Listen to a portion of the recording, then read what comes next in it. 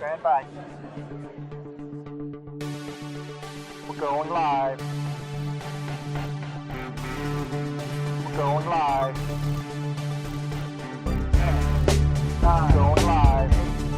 7, 6, 5, going live. 4, 3, 2, 1. Hey everyone, welcome to 10 Seconds to Air, where I talk to world-class communicators from every profession about how they connect their work with all of us and get any tips from them that will inspire us to communicate better in our own lives and in our work. Okay, on to today's guest. You know him very well. He is a master communicator. He is a Primetime Emmy Award-winning actor who has been entertaining us through dozens of characters for years. How does he do it? And what goes through his mind before he takes on these roles and steals our hearts? Well, he's about to tell us. You know him from so many movies and shows. I'll name just a few, and then you'll know exactly who I'm talking about. The Mysterious Benedict Society, Toy Story 4, Arrested Development, Veep, and how about that Super Bowl commercial with Beyonce?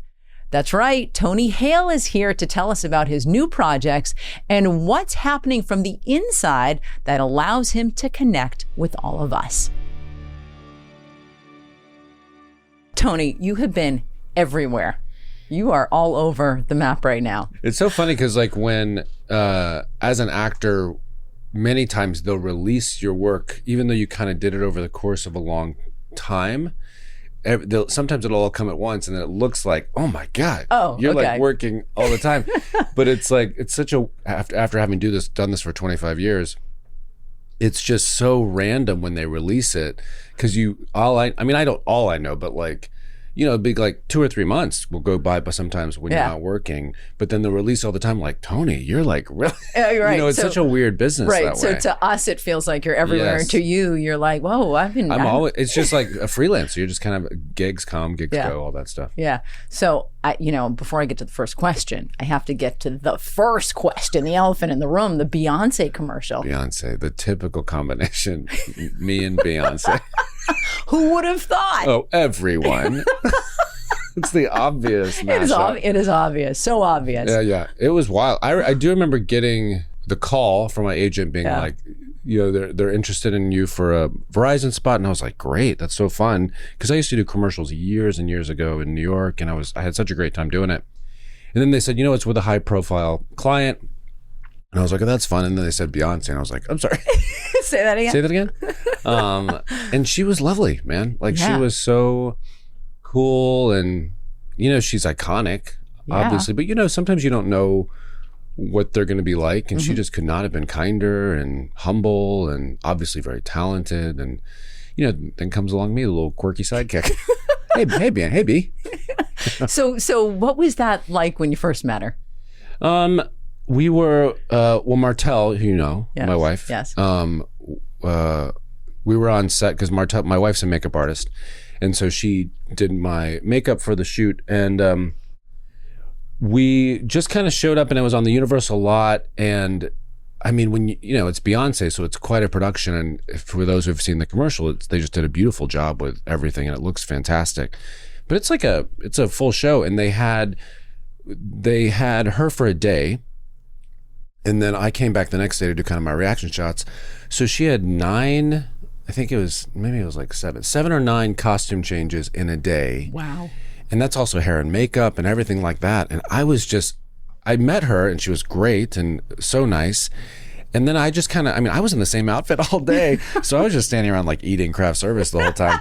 And she was just this like tornado of just, you know, she had such a great attitude the whole day. And I mean, and also I kind of thought about it that, you know, she's on tour all the time and she has so many costume changes. So her team is so good about like getting her ready so quickly. But I mean, for those of you in the business, like 9 costume changes, you know, hair and makeup in a day is very ambitious. Yeah. You know? Yeah. So what did you take away? Sounds like you might have, you were there with open eyes. I took away that my team is like not nearly what it needs to be. Come on, team, I do going. not look as good as that.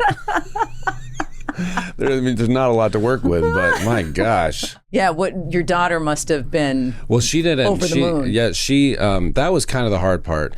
is she had just been to Beyonce's concert, and she went with her friend Lola, and she was a massive fan. And then her and I just saw the movie because she says, Dad, I want you to see the movie. And so we went to see the movie together. And then I did this commercial, and Martell and I signed an NDA, so we couldn't say anything. So I couldn't even tell Loy. Tell her.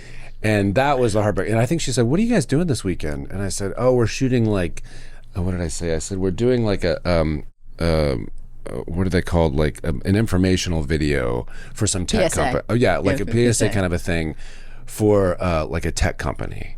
And she was like, all right, who cares? Whatever. You're so uninteresting, Dad. Yeah. Exactly. And then they released these teasers, these kind of like, before it came out, of like me in front of a lemonade stand and me with the glittery horse. Renee is her name.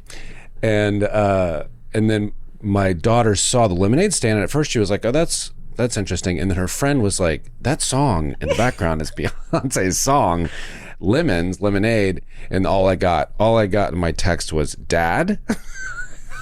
And she just started freaking out, and she figured out, because nowadays they know all the coding. Like she's a big Taylor Swift fan, and it's all about the coding. Like I went to go see the Taylor Swift movie with her, and I remember noticing that Taylor Swift had like a chipped blue nail. Her nail polish was chipped, the blue nail. And I remember looking at the movie and thinking, that's odd. Like, talk about a team. Like, someone's not noticing that her nails are chipped. Surely they could paint them better. And then I told Loy, I said, that's interesting that and she said, no, Dad, that means something. That has something to do with her next album coming out. Oh. And then at the premiere of her movie, she's wearing a light blue dress that has like cuts in it.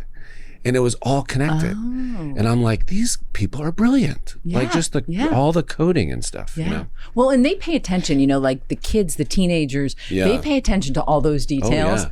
I mean, I feel like our generation, we're sort of like, this is it. I'm serving it up, and that's it. Their generation's like, they're so it's like its own little escape room. Yeah. They're trying to figure out, which I'm very not good at. Yeah. So you went to a new planet with her. You're like, Dad, you're way cool now. Yeah. Now you're I don't know what you did before, but this. Yeah. Then she just couldn't stop talking about it. Yeah. And it was, I kind of wanted the moment though for her to see it for the first time at the Super Bowl, but because of the teaser, she got it early and all that stuff. She got it early. Yeah.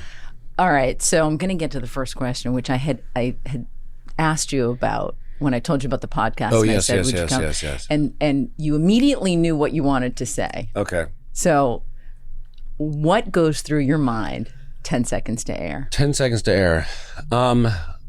It's changed. Okay. I think this is probably what I want to say. It's changed. It used to be complete panic. Okay. I remember there was so I've dealt with anxiety in my life for a long time. And I remember, and I've been through way too much therapy. And I started getting into cognitive behavioral therapy, which is a lot about not being such a victim to your thoughts and your feelings, but being a little more of an observer to your thoughts and your feelings. And so when I used to, years ago, 10 seconds before air or 10 seconds before going on, I would just get in this frantic state and try to talk myself down and, all that, just do whatever it takes, just almost survival, just kind of get through it. And then I started getting into that. And I remember once I was about to do Conan, and the curtains were about to open, and there was two guys, and I had this wave of panic come up from me, kind of like almost like a panic attack was coming. And I remember thinking, I have two choices. I can either do this or I can bolt. And I remember the thinking of like, there's two guys there, and I just started asking these guys questions. And I said, where are you guys from? How long have you been doing this? Oh my gosh, they should do a documentary back here about what goes on behind the curtain. And, do you have a good time doing it? And I got my eyes off myself and got them on somebody else, because in my mind, the panic was happening. So I got my minds off myself, curtains open, and I stepped out. And so that was one thing I did. And then I remember I did this play in San Francisco called Wakey Wakey. And it was a one-man play.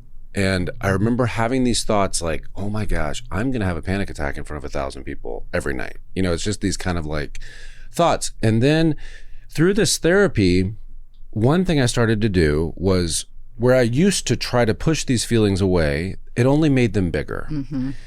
And then this therapist, who I'm very grateful for, started talking about just having compassion towards these feelings and these panic feelings. And so rather than kind of pushing them away when a fearful thought came in, or like, this is going to happen, and you start what ifing, you start saying to it, hey, I know you're trying to help me and I really appreciate it. I'm going to go do this, but thank you for being here and I'll be right back. Oh, wow. And so having that compassion towards that feeling, it just kind of took out the power. And then I did the job and came back. And it's not like it doesn't come back and you'll see it, but it's more of like, oh yeah, there you are again. I thought you would be here. Those thoughts, those Nice feelings. to see Nice you. to see you. I know you're trying to help me and I really appreciate it. I'm going to be back. I'm going to do it, but I really appreciate it. And it just kind of changed the framework around it.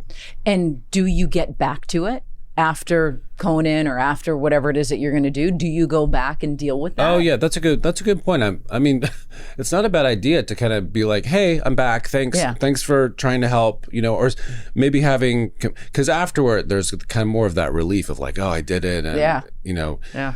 So I've always used it as kind of a pre-thing, but that's interesting. Maybe I should go back and be like, hey, I see you again and good job. Yeah. We did it. Yeah, it was okay. Yeah, it was okay. It was okay. So you don't need to bother me next time. We can leave that at home. Yeah. Or I might see you, and if you are, we'll have the same conversation. But it just kind of takes the air out of the balloon a lot for me. Interesting, because you are out in front so much. Right.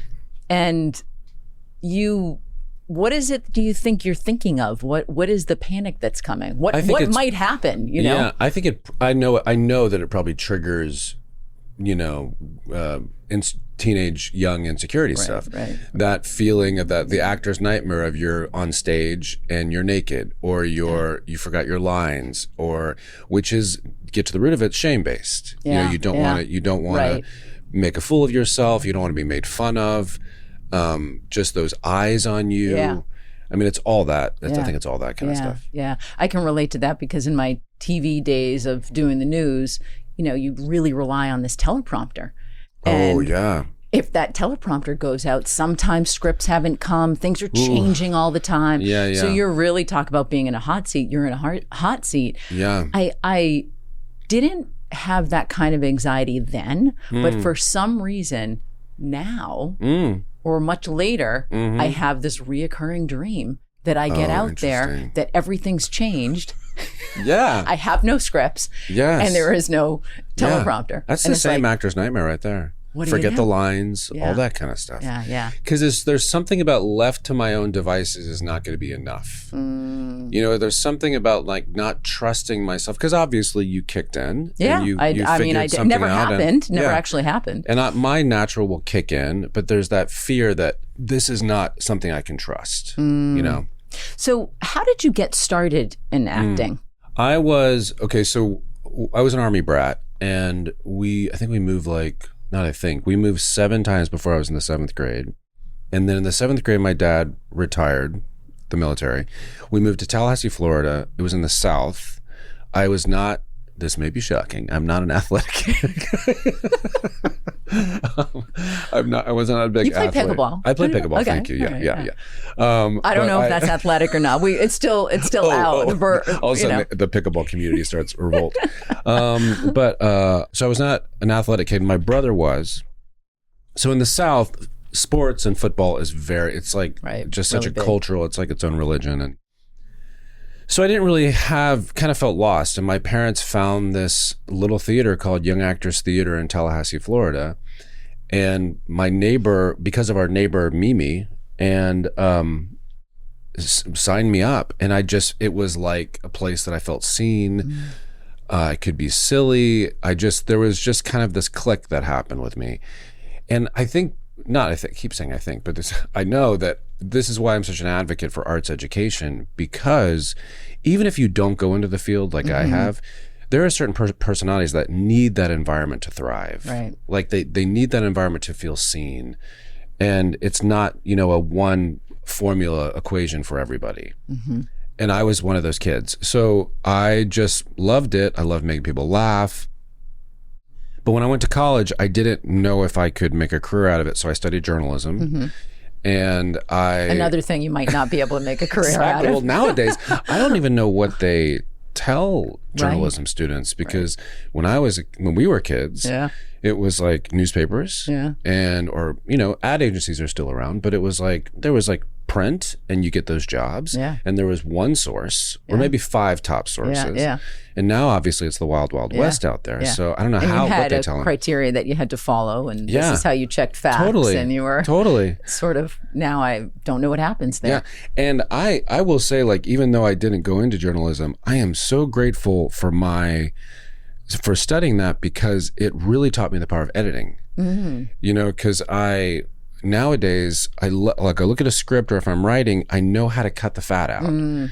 It's like, no, what's the point? Where's the joke? What, we don't need this. We've already said this. And I remember that being drilled in me in journalism. Like, you've already said that. Get to the point. What's the point? Yeah. Anyways, so I studied journalism, and then after college, I said, I'm going to dip my toe back into acting. Moved to New York in '95 and didn't know anybody. And my first play was Shakespeare in the Parking Lot, that we did Taming of the Shrew in a parking lot in the East Village. But in a parking lot in the East Village. And hopefully it was summer or it was summer. fall. Okay. And it was down on Ludlow Street. And I just started had so many jobs, like cater waitering and temping and all this stuff, and then started doing commercials. And my type at the time, you're kind of given a type, was the guy who's not all there. Kind of checked out. And I was even described one that says David Schwimmer, but not as good looking. Oh, how funny. Oh, And funny. I just was the quirky guy and loved it. And then obviously that hasn't changed. I'm still the quirky guy. But just, from then on, just kind of fell into it. Yeah. So the characters that you talked about quirky, the characters are all really quirky. It's kind of wild. Like, they're all quirky, but they're different versions of quirky. Like Buster Bluth on Arrested is actually, I think, just kind of a cartoon character. Like, he's completely disassociated. And then someone like Gary on Veep is nervous and quirky, but still can step up to the plate a little bit and help people. Whereas Buster was just, it would be a good day if he got to the pharmacy. It's like Gary can like step up and do stuff. Yeah. And so you just kind of like, it's fun to kind of play with that range, and then thankfully also doing other things that are a little more much different and all that stuff. So how do you have to, I call you a master communicator. Oh, that's nice. Okay. Yes. I don't know if you think of yourself like that. I don't see myself like that. Okay. You are, because you are communicating and connecting with an audience. You have got to be able to communicate to do that. Yeah, you kind of learn. That's a good point. Like I was talking to some students actually the other night, and I was saying how I think going through hard things and suffering in our society gets a bad rap. Meaning, obviously, there's awful suffering out there, but it's wild to see how suffering kind of makes you who you are. Like we've both been through tough times. I've been through tough times in my life. I had, family stuff.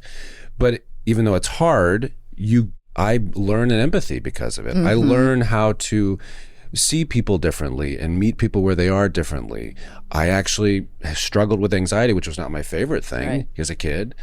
But then I'm able to tap into an anxious character, maybe unlike somebody else might be able to. So it's wild how that kind of has a full circle moment to it. So there are pieces of you in these characters. Totally. Definitely. And that is a part of it. Like I like talking about this too, like getting into character. I did a movie a long time ago, and there was this character that was kind of just, I was playing this guy who was kind of a douchebag, and he kind of manipulated people, and I just didn't really like him. And I remember going to this acting teacher, and I said, I don't like this guy. And it's like, I don't like people like this. I don't really want to play him. And she says, Tony, you have to realize that person's inside of you.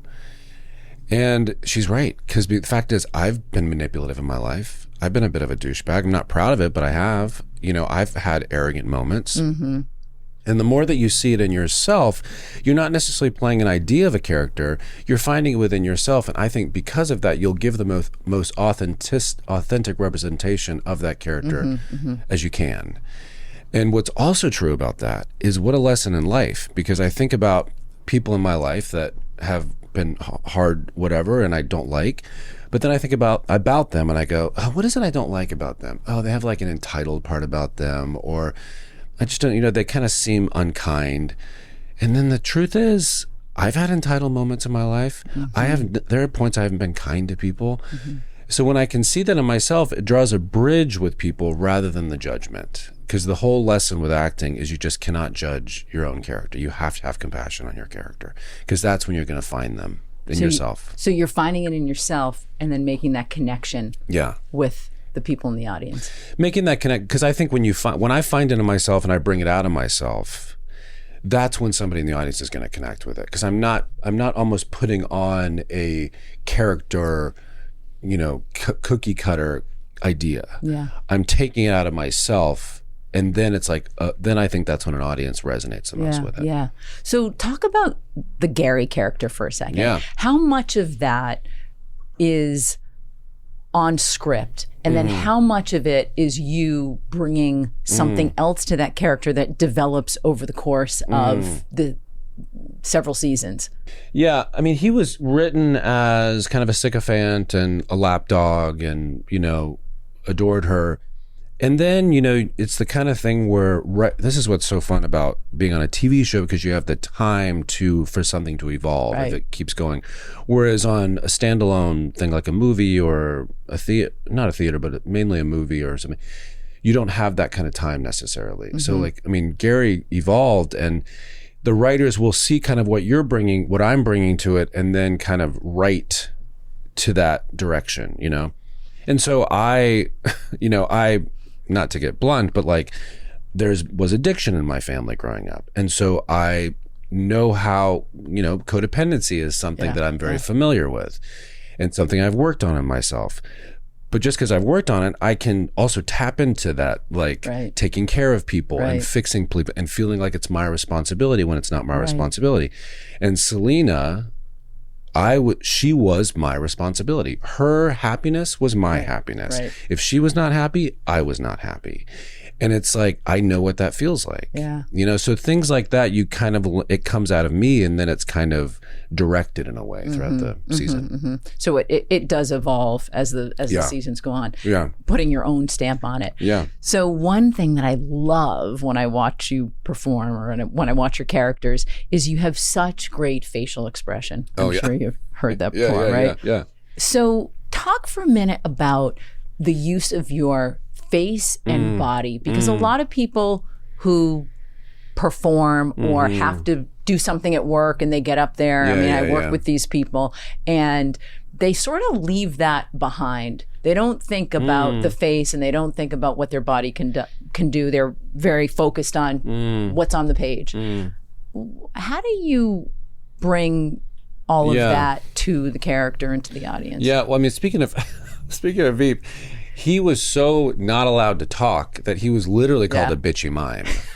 Like he was called a what? A bitchy mime. And what is that? Is that a terminology in acting? No, it's like what I think Selena called me a bitchy mime because I would stand behind him and just do these facial expressions. Which are awesome. She didn't let me talk. Right. So that was my only way of communication. It wasn't nonverbal. written. It wasn't written. There were times when they would just say Tony gives a reaction, or just because my character, for me to speak up was very, I mean, I did, but it was very rare, because she was the person out front, and the best part though is if she didn't like somebody that she was talking to, and I didn't like him, she couldn't say it, but my face could say it. Right. So I could be behind her being like, this guy's an ass, in the face.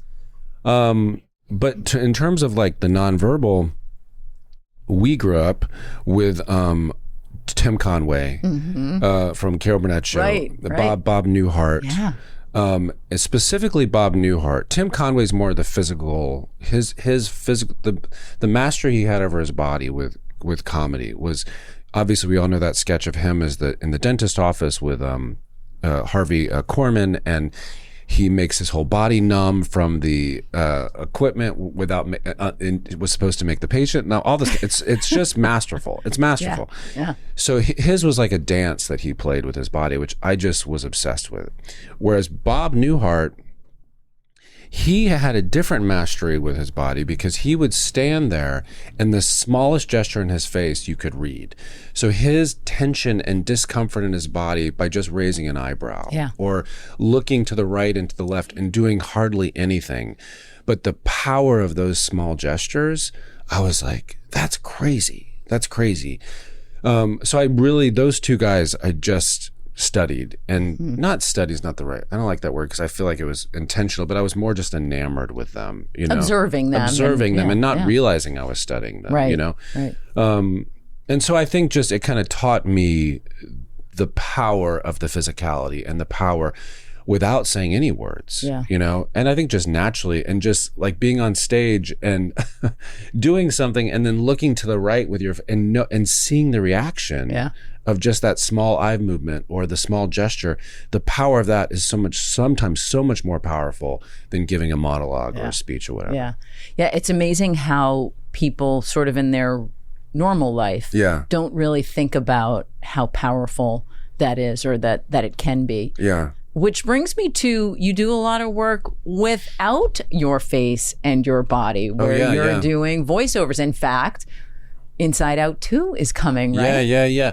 But I want to say this really quick before we get off topic, because I think you have this, and also I think someone like Katie Couric has this, where it stands out when somebody has an empathy in their face.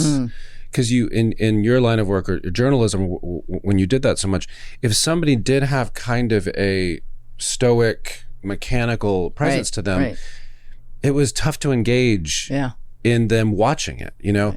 But you or Katie Couric or someone that has more of a humanity to them, it was just like bees to honey. Like, it was just, people were drawn to that. And it does have power wherever. Well, thanks. You know, seriously though. But yeah, so with Inside Out, with voice work, ironically, I used to have a tremendous amount of insecurity when it came to my voice, because I had kind of a high voice, and it wasn't that kind of Southern good old boy, you know, like rough stuff. And I had a high voice. I was kind of quirky and, you know, loud laugh and all this stuff.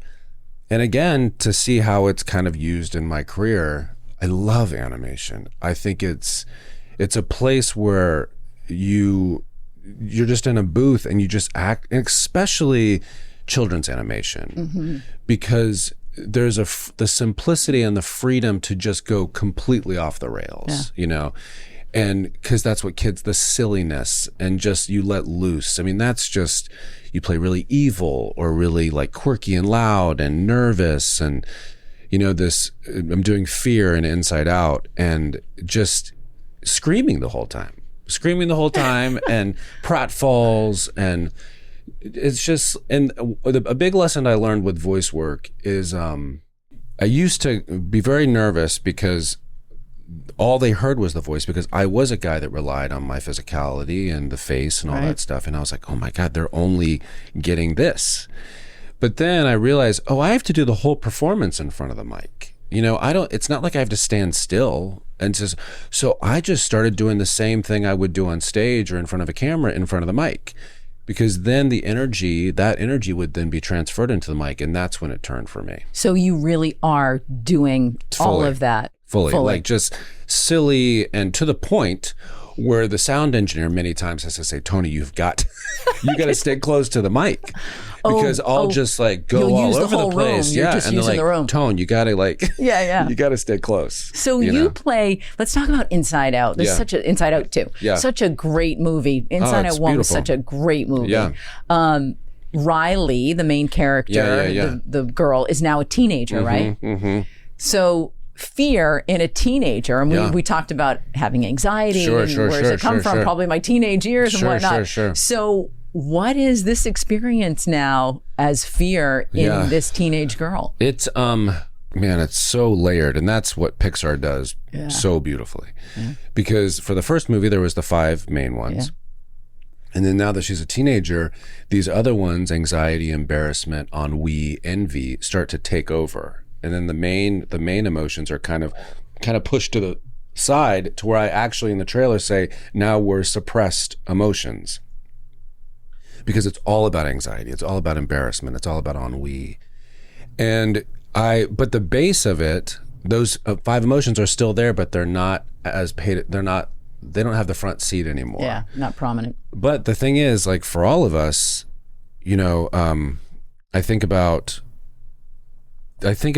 those 5 emotions many times are the things that, you know, something plays out, but in actuality, I'm just afraid, you know, or in actuality, I'm just sad, you know, but I cover it with other different things, you know, but the base is what we really want to say, like, so somebody be really envious, or somebody, like, say somebody's really envious of something. The sad thing is, the true is maybe someone's just sad about not getting something, but they don't want to say that. They want to be like, oh, look what they have, and they cover it up with something, you know. Or fear. I'm afraid I'm not going to have something, so I'm going to be envious of somebody else. You know, it's like, it's interesting, again, how Pixar has just kind of layered it with being a teenager.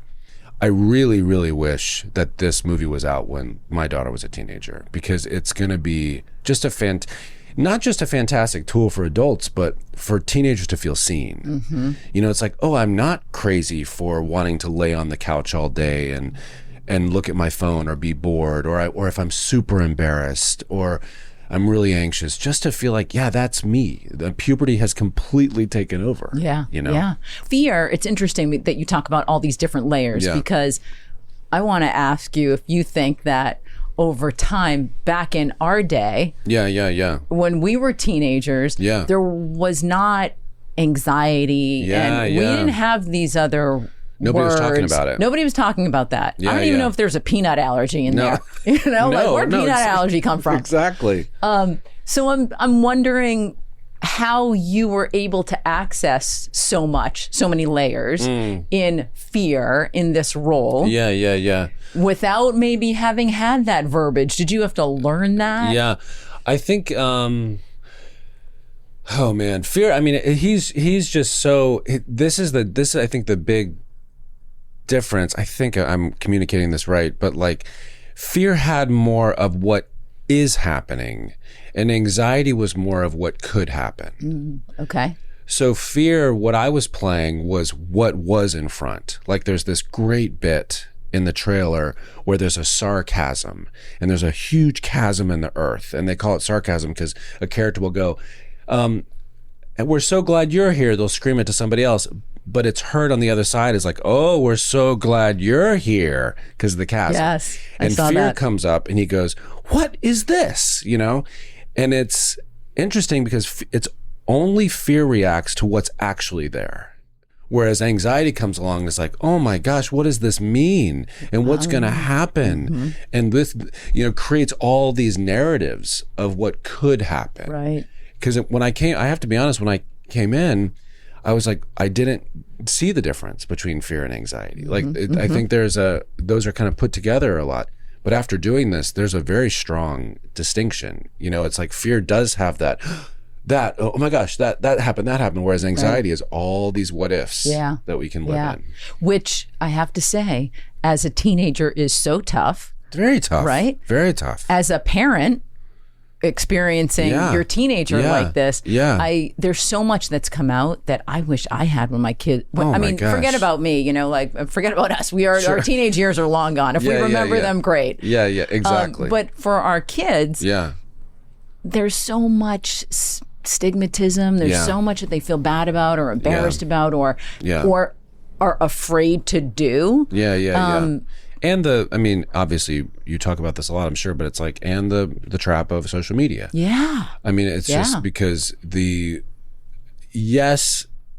I don't want to always bash it, because I find myself always bashing it. Bashing what? Social media. Okay. Even though I'm on it, you know, because my work, and I sometimes I have to put that out there, like the projects and stuff. But talk about the comparison trap. Yeah. I mean, of just, and everybody's only putting their best foot forward. I mean, it's a highlight reel. Yeah.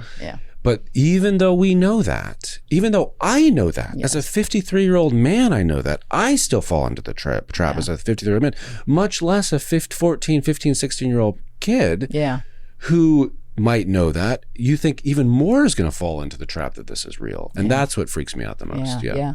Is there social media in Inside Out too? Oh, that's a good question. I haven't seen it yet. I haven't seen the movie yet. Okay. But as your character Fear, are you responding to any social media? Not that I remember. Okay. I'm sure there's some kind of reference to it, but I don't know. Yeah. Gosh, amazing. That's a good question, because I haven't seen it. I remember when I did Toy Story, it was, this is interesting. When I did Forky and Toy Story, and I was so convinced I was going to be replaced, because with voice acting, if the voice isn't working, they can just swap out the voice. Right. It's not as difficult as like live action where you can't do that they have to reshoot it. And I was like, oh, someone's going to take over this voice. They're going to get some, much more famous person than me to swap out the voice. And it wasn't until I heard my voice in the trailer that I knew that, oh, they kept me in.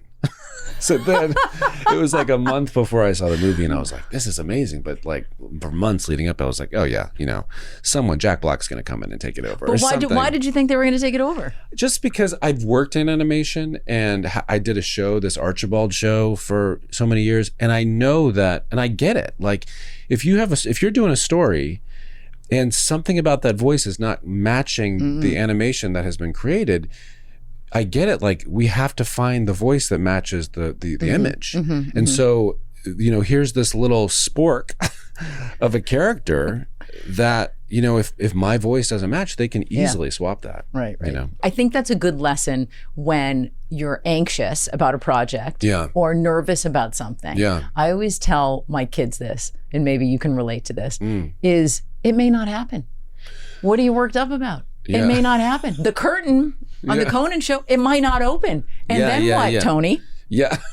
And that's I think that's a really great thing, because I think it's the opposite, where people try to create these things of like, you're going to be fine, it's going to be great. The truth is, it might not happen. Yeah. And things might not work out. Right. And then you have to think about how you're going to handle that, how you're going to bounce back. Right. And you're going to be okay. You're going to be okay. Yeah. I can remember one time being in front of something as I'm reporting, and I can't remember exactly. Well, it probably happened many times. So let's just say there were a few times once or twice where information came to me, because a lot of times when reporters are out there, they don't have information. They'll be standing in front of something, and they'll say, Alita, go stand in front of, on the corner of Melrose here, and we'll give you the information when you get there. Yeah. And you trust that information is coming. But the cameras turn on sometimes. Yeah. And you're waiting for the producer to give you that information. I mean, you're seconds before, and that's where this podcast, 10 Seconds to Air, came from, where you are thinking 10 seconds to air. Hey, can you, what do you got? What helicopter's up? What am 5 seconds have passed. Five, Alita, 4. What do you got? Do we have anything? Yeah. And silence. Yeah. And so I know you talked about this, like, what did you do? Now you're asking me. Because that's terrifying. And it gets back to my control. Right. Of like, I like things controlled. So what did you do? Well, what I learned the hard way of getting out there and being like, wow, I don't have anything, is you don't need to talk too fast, because then you're using words that you're giving away too much information. That's why you see a lot of news people out there. They appear very poised and under control. Yes. But what you do is you just explain what's going on around you. You end up becoming an observer of everything. And so as a journalist, as a TV journalist, your job is to communicate with what's happening around you and making that connection to people at home. So you really learn to observe everything that's happening around you and to not worry about it. They're not seeing, if there's nothing there to tell them about, there's something to tell them about. Well, we don't know what's going on right now. We know that, and it's okay to say that. That's it. So you're truthful about. Very truthful. Yeah. That's a great lesson. Because rather than, probably what you see a lot is covering. Yes. And that people can kind of see probably right through that. I do have a question about. Wait a second. What's going on? I know. But it's like, is it fascinating to me when I hear reporters, the rhythms of speech is the same. Is the same. Yeah. It's a newscast, and da da da da da ba ba ba. Da da da da ba ba ba. And I don't know if my question is, did that start back decades ago and somebody caught on and then kind of started this and da da da? Well, I will tell you, if you watched some of my old reels, right. You would see that, but you would also not see that. Sure. Because depending on what the story is, right, much like acting, right, you should be changing it. What ends up happening is information comes in late and scripts come in late, or they haven't read them before, or they're similar to something else. And so they do get into this rhythm because they need to put a period on it. Yeah. And they not exactly sure what's coming next. Oh, that's interesting. As you're seeing the teleprompter, you see like 3-4 lines. So you do get into a rhythm because you need to end on the right note just in case something else is coming That's really, next. I'm so glad you said that, because it actually gives me compassion for that. Yeah. Because it's also, as an actor, you're given the material and you have time to understand it and kind of have a connect with it. If you're not given that time, you almost, I would think you would almost have to kind of grab a hold of a rhythm that is comfortable to relay the information, because you haven't had time to connect with it. Maybe? Yes, that's true. So you do get into that rhythm because you're not sure what's going to come next. And you're also not sure, am I delivering something really tragic right now? I mean, I can't be on a high if I'm telling you something horrible that just happened. So you do find kind of a middle ground that is acceptable for whatever it might be. But, think about when they toss to weather, or, when they get to sports. There's a lot more fluctuation in that because there can be, because they know it's lighthearted, or they know, so they're safe there. With that kind of fluctuation. Oh, that's really interesting. But if you're, hosting a parade, let's say, or something, there should be more fluctuation. But sometimes there can't be because you're not exactly sure what's coming up. And you're probably so used to that rhythm, I would think. You're used to that rhythm, and sadly, news doesn't have a lot of good. It's not often that they're giving you good news. So. Oh, which I just think would be hard. Just having to listen to those stories day in and day out. Well, it is. So that's when you see the puppy stories that come in, or the animal stories. And it's like, let's throw an animal story in before we get to weather. Something like that. Okay, so back to you. Let's flip this back around now. Back to me. You also have another project coming up. You were out of town last year in Italy, right? In Italy for 6 months. And I shot a show called The Decameron, which will be on Netflix in July. And it's based on the Decameron story from like the 14th century, and it takes place in the Black Plague. And it's just it's a very dark comedy about this man who they were going to everything, the Black Plague's happening, and this man invites all of his wealthy friends to come to his villa to live out the plague. Come to find out, that man dies of the plague, and I'm the head servant, and I have to take over and kind of appease everybody and, cue codependency. Very good at it. Tap into that. And so it was just a blast. And I was in Italy for 6 months, and it was great. And the Italians are very funny people. Yeah. Their artistry is beautiful. One of my favorite stories is there is this wardrobe designer named Claudio, and really great guy. And I had to wear this kind of like servant Renaissance, kind of, not Renaissance, but like 14th century outfit, and I have this belt, and I said, Claudio, can you tighten this belt? And he goes, no, you have an odd shape. And I said, Claudio, and he goes, you do, you have an odd shape. And I was like, all right, elaborate on that. They're blunt. What does that mean? I know. So that's a dark comedy? It's a very dark comedy. Kathleen Jordan wrote it, who did Teenage Bounty Hunters on Netflix, and she's just a very good writer and a very, very kind person. And so, I was in Italy for 6 months. I was away from Martel and Loy, and we were back and forth. And when that happens, you're just hoping to find people that are kind of lighthouses that you can kind of hang with. And Kathleen and her husband, Stephen, were just such a gift to me during that time. So that was great. Yeah. Is all of this, Beyonce, Italy, everything, is it all that it looks like from the outside? Yeah. I mean, one of my favorite things to talk about, and I feel like I talk about it too much, so I apologize if people have heard it. But, we haven't heard it here before. Okay. I did this when I did Arrested Development years ago. That was my big thing. Getting a sitcom was everything I ever wanted. And when I got it, it didn't satisfy me the way I thought it was going to satisfy me. And it really scared me. And it taught me that I had not been present for most of my life. Whether it was through fear or whatever, I was always looking ahead.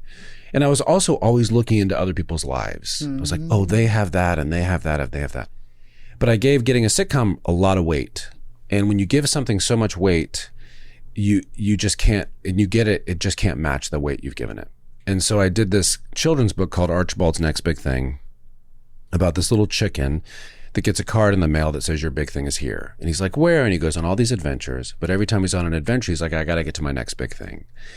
And this bee comes along and the bee's like, you got to just be, man. You got to just be. And then he learns that the card is right. Your big thing is right here. So like my big thing right now is talking to you. Yeah. And it's a lesson that I like to say because I was always looking at people who had, you know, the Beyonce experience and the movie experience and the TV experience, being like, oh my gosh, that's everything. And I was completely not present. And I feel like the present moments in my life as I get older are the most powerful. I'm so grateful for the gigs.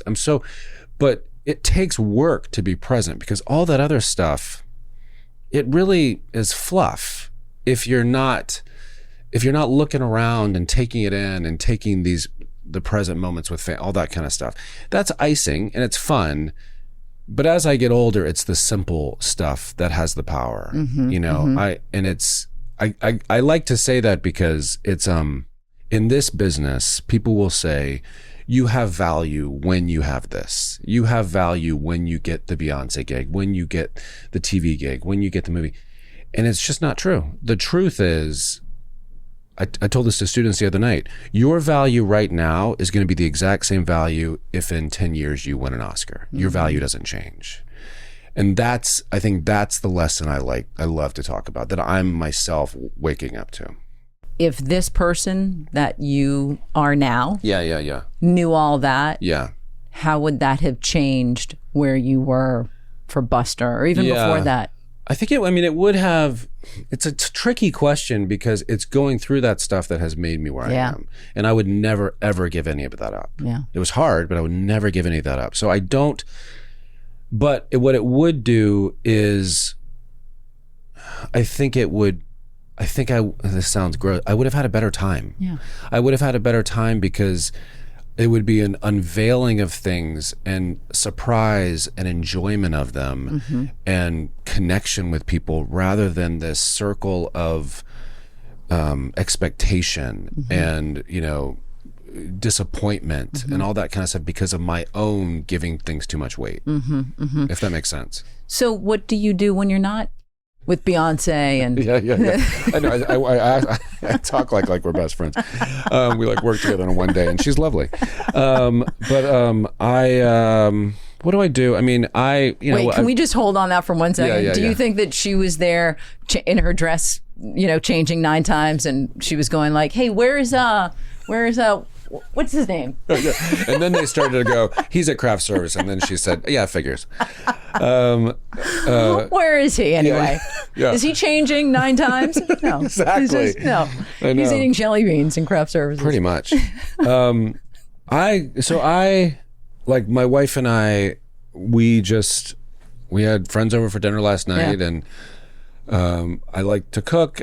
I think you hear this so much, but I think I'm just super boring. And I'm also not much of a traveler. I don't really like to travel, probably because I was an Army brat or, you know, with work, I have to leave. I mean, I'm just as happy going to like a mall in Kansas and hanging out with my friends than I am like going on some international trip. Okay. I just love being with friends and I'm excited because we're going to be, when my daughter graduates, we're going to be moving and seeing our family a lot more down south. And, you know, being in New York, you're not around a lot of friends with history. And so being able to go down to my high school and see old friends, I mean, I'm really looking forward to that. Yeah.